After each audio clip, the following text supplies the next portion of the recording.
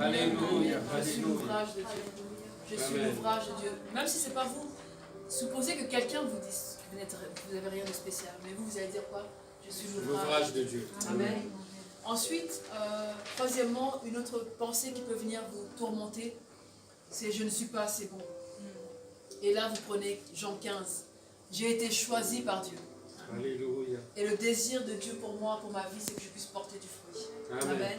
Jean 15, de 1 à 15. Je suis le vrai cep, et mon Père est le vigneron. Amen. Tout sarment qui est en moi et qui ne portait pas de fruits, il le retranche. Et tout sarment qui porte du fruit, il le monte. Amen. Afin qu'il porte encore plus de fruits. Amen. Afin qu'il porte encore plus de fruits. Amen. Quel est le désir de Dieu pour nous? Amen. Déjà vous êtes purs à cause de la parole que je vous ai annoncée. Amen. Demeurez en moi et je demeurerai en vous. Amen. Comme le serment ne peut de lui-même porter du fruit, s'il ne demeure attaché au cep, Amen. ainsi ne le pouvez non plus, si vous ne demeurez en moi. Amen. Je suis le cep, vous êtes le serment, les serments. Celui qui demeure en moi et en qui je demeure porte beaucoup de fruits. Amen. Car sans moi, vous ne pouvez rien faire. Sans moi. Amen. Amen. Merci Seigneur. Merci Seigneur. Amen. Quatrième pensée qui peut venir vous tourmenter et vous agiter. Vous pouvez vous dire, mais moi je n'accomplirai jamais rien qui en vaille la peine. Je n'accomplirai jamais rien qui soit digne. Quelque part vous pouvez vous dire ça, mais moi je n'ai pas de talent pour faire ça. Je n'ai pas la capacité de faire ça. Et cette pensée-là va venir vous agiter. Et si vous ne la chassez pas par la parole, elle va se développer. Et elle va devenir votre caractère finalement. Parce qu'une pensée devient quoi? Des actions. Une pensée devient une action. Et les actions deviennent des habitudes. Et les habitudes deviennent quoi? Notre caractère. Oui. Amen. C'est bien Bénédicte, parce que j'enseigne ça aux jeunes à Romélie. Qu'une pensée devient une action. Une action devient une habitude. Et une habitude devient notre caractère. Amen. Et Éphésiens 1,9 nous dit ceci. Et nous avons Éphésiens 1,9. Nous faisons connaître le mystère de sa volonté selon le bienveillant dessein qu'il avait formé en lui-même. Amen. Donc on a un but, n'est-ce pas? On a un but à atteindre. Alléluia. C'est écrit là. Ne dites jamais qu'on n'accomplira jamais rien qui soit spécial, parce qu'on a un but à atteindre. Et ce but-là est digne. Amen. En vaut la peine. Éphésiens 3,11. Selon le dessein éternel, selon le dessein éternel qu'il a mis à exécution par Jésus-Christ notre Seigneur. Amen. Cinquième pensée qui peut venir. Cinquième pensée. Pourquoi ne pas abandonner et accepter la défaite? Pourquoi ne pas accepter? Ça fait si longtemps que tu pries pour la même chose, ça n'a pas changé. Pourquoi ne pas accepter finalement que telle personne ne va pas se convertir? Pourquoi ne pas accepter que finalement, ça fait 5 ans, ça fait 7 ans que tu as prié pour ça? Accepte que... Et certains chrétiens acceptent certaines choses comme la volonté de Dieu parce qu'ils ne veulent pas se battre. Ils ne veulent plus lutter. Ils acceptent et puis ils abandonnent. Et puis ils ne prient plus. Non, on ne va pas accepter. On ne va pas accepter. On ne va pas abandonner. On va continuer à se battre. Philippiens 4, 1 Jean 5, 4 nous dit. 1 Jean 5, 4.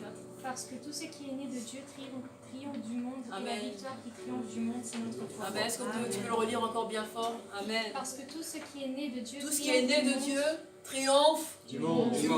Tout ce qui est né de Dieu triomphe du monde.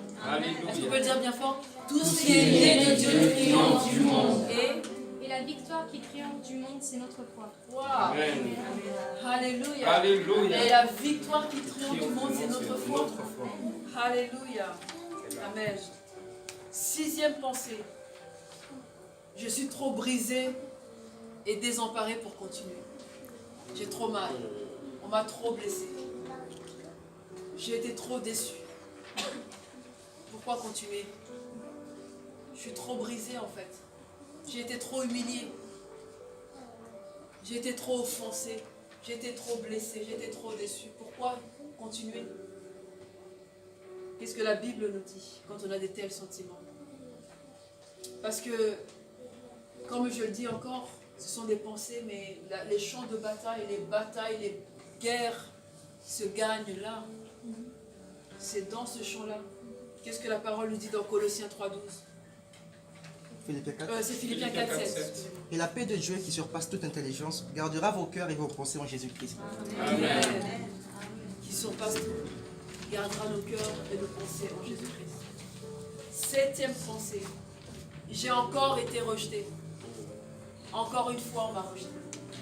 Encore une fois, j'ai été rejeté.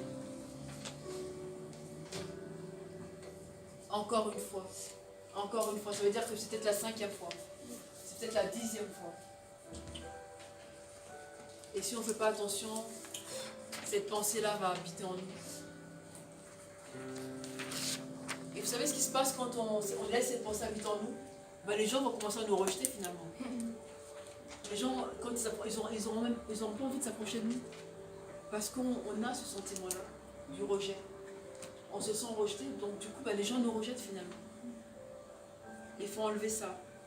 Colossiens 3,12 nous dit: Supportez-vous les uns les autres, et si l'un a sujet de se plaindre de l'autre, pardonnez-vous réciproquement. De même que Christ vous a pardonné, pardonnez-vous aussi.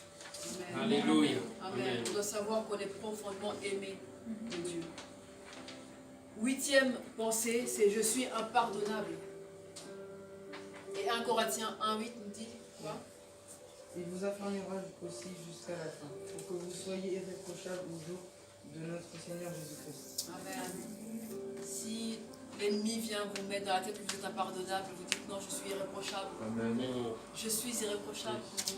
Amen. Amen. C'est le Seigneur qui le dit. Sa parole qui le dit, je l'accepte par la foi, qui nous gardera irréprochables jusqu'à la fin, pour qu'on puisse obtenir la vie éternelle. Amen. 9e pensée, je suis coincé dans cet endroit malsain.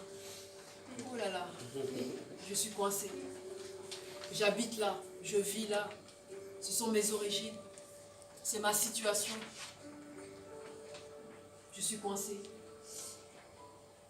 Et si on accepte ça, qu'on est coincé, qu'il n'y a pas d'autre solution, on a perdu la bataille. Romains 8, 2 nous dit quoi? En effet, la loi de l'Esprit qui en Jésus-Christ m'a affranchi de la loi du péché et de la mort. Alléluia. Alléluia. Et Jean 8, 32. Vous connaîtrez la vérité et la vérité vous affranchira. Alléluia. La vérité vous affranchira. Merci, Seigneur. Nous sommes libres, on n'est pas coincés. Amen. On n'est pas bloqué, il n'y a aucune situation. Il n'y a aucun environnement qui peut nous bloquer. Parce qu'on peut fleurir là où Dieu nous a plantés. On voit souvent, nous on est à la campagne, on voit parfois du béton. Même parfois on est à la gare, on voit des fleurs sortir du béton. C'est incroyable. Alors nous on pense à quand Dieu avait dit que la terre produise de la verdure. Donc la terre obéit à cette loi. Amen. Vous pouvez mettre du béton, vous pouvez tout mettre, mais comme Dieu avait dit que la terre produise de la verdure, qu'est-ce qui se passe? Elle sort, je ne sais pas comment, mais elle sort, elle obéit à la loi, n'est-ce pas? À cet ordre de Dieu. Alléluia. Amen. Alléluia. Et 10e et dernière pensée, je ne peux pas lâcher mon passé. Jean 44, 22. Ésaïe 44, 22, c'est qui? J'efface tes transgressions comme un nuage, et tes péchés comme un nuée. Reviens à moi, car Amen. je t'ai racheté. Amen. Reviens à moi, car je t'ai racheté. Reviens à moi, car je t'ai racheté. Amen. Amen. Voilà le secret. C'est la parole de Dieu. Accrochez ça, marchez avec ça dans votre vie et méditez sur ces versets-là. Il y en a d'autres. Il y a d'autres versets qui nous aident à avoir la victoire. Voilà pourquoi la parole est si importante. La parole est vivante, efficace, plus tranchante qu'une épée quelconque. Elle sépare âme et esprit. Il y a des causeurs ici. Amen. On va réciter Hébreux 4:12. Amen. On y va. Qui fait le quiz? On y va ensemble. Hébreux 4:12. La parole de Dieu est vivante et efficace, plus tranchante qu'une épée quelconque à deux tranchants, pénétrante jusqu'à partager âme et esprit, jointure et moelle, elle juge les sentiments et les pensées du cœur. Alléluia. Vivante et efficace. Elle juge les sentiments et les pensées du cœur. Elle vient séparer l'âme et l'esprit. Vous savez que quelquefois il y a des émotions en nous, des sentiments. Parfois, Quand il y a une tristesse qui est en vous, vous devez savoir d'où elle vient. Elle vient de l'âme ou de l'esprit. Quelquefois, on a du mal à séparer. Si elle vient de l'âme ou de l'esprit. Mais la parole va vous venir séparer. L'origine. Et vous allez avoir la victoire. Amen. Amen. Voilà ce que j'avais à partager avec vous. Amen.